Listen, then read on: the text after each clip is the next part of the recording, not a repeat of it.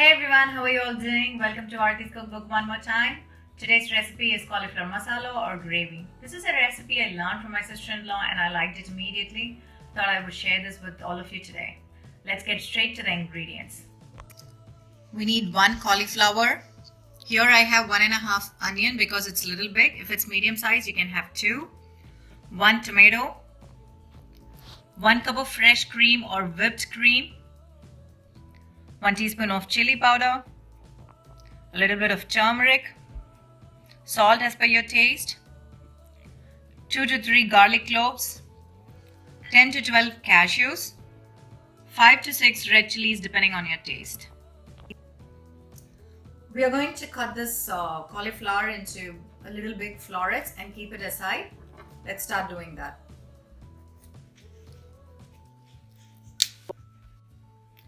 I have cut the florets into bigger pieces and I'm letting it sit in water for 5 to 10 minutes so that it gets washed nicely. The next step is to roughly chop this onion and tomato and boil it along with the garlic, cashews and red chili. This is a little different style of making the gravy. Let's see how to do it. I have here 2 cups of water in this pan. I'm going to add the roughly chopped onions, tomatoes, the cashews. I'm going to take the stem off and put all the chilies in here and the garlic.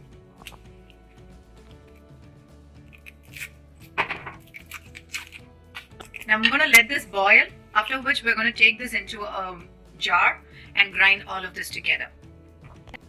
While this is boiling, which I guess would approximately take about 8 to 10 minutes, we can go ahead and finely chop the onion and keep it ready. It is boiled well and everything has been cooked well. The onions have become translucent, tomatoes soft. So now is the time to strain the water and transfer this mixture into the jar.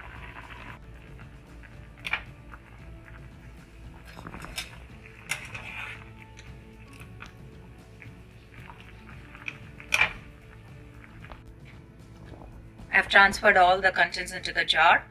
Now we have to wait until this cools down for us to grind that.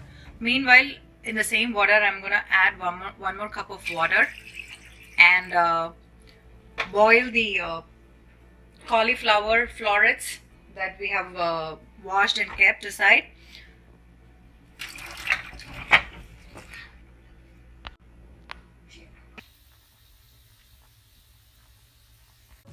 Now this has cooled a little bit. We're going to grind this into a paste and keep it aside.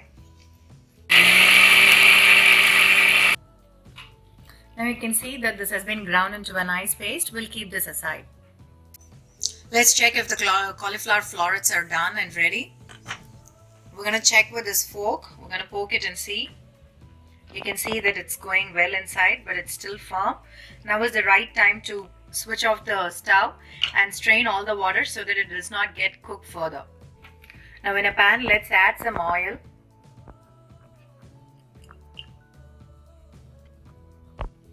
Now let's add the chopped onions. And once this fries, we're going to add all the dry masalas that we have and add the gravy that we grounded just a little bit before and the cauliflower florets and fresh cream. The onions are cooked well. Let's add the salt,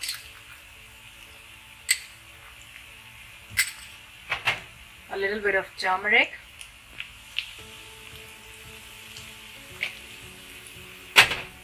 a teaspoon of chili powder. Now I'm not adding any other masalas in this, but if you like, feel free to add coriander powder, cumin powder, garam masala or anything. Now let's add the ground paste.